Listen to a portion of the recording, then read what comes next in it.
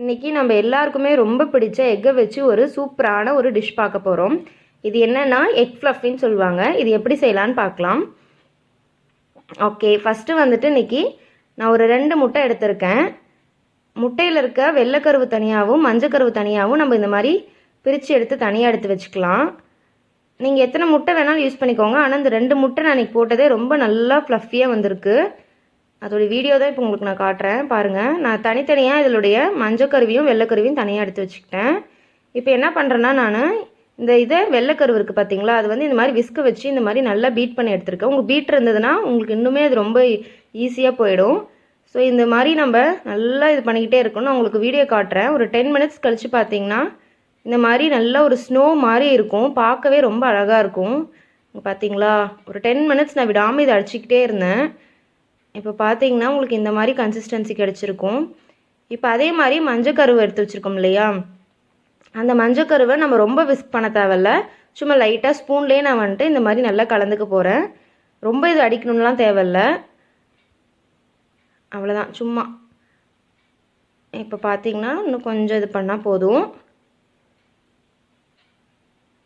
இப்போ பாருங்கள் ஒரு இதுக்கு வந்திருக்கு. இன்னும் ஒரு சுற்று இது மாதிரி பண்ணிக்கலாம்.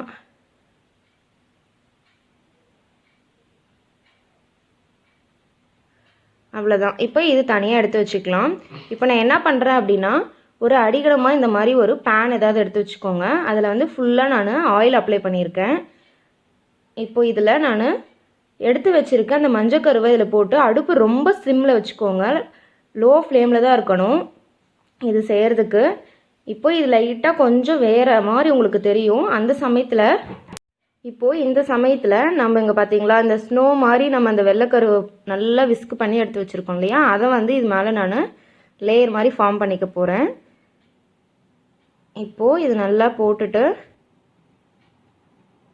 எல்லாத்தையும் போட்டுக்கலாம். பாருங்கள், நான் 2 முட்டை தான் எடுத்தேன். அதோடைய வெள்ளைக்கருவு எந்த அளவுக்கு நம்ம விஸ்க் பண்ணியிருந்தோம்னா இந்த அளவுக்கு வந்திருக்குன்னு தெரியும். உங்களுக்கு இன்னும் அதை நம்ம அடித்து காட்டுறப்போ உங்களுக்கு ரொம்பவே நிறைய வந்த மாதிரி இருக்கும்.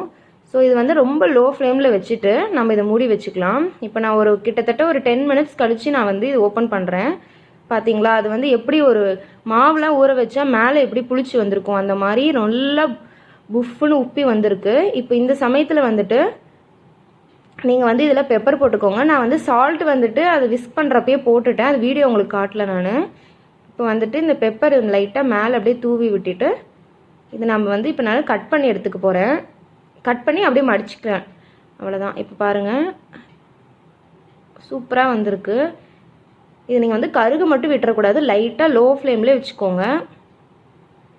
அப்பப்போ ஓப்பன் பண்ணி கூட பார்த்துக்கோங்க, உங்களுக்கு எதாவது கருகுற ஸ்மெல் வந்துட போகுது.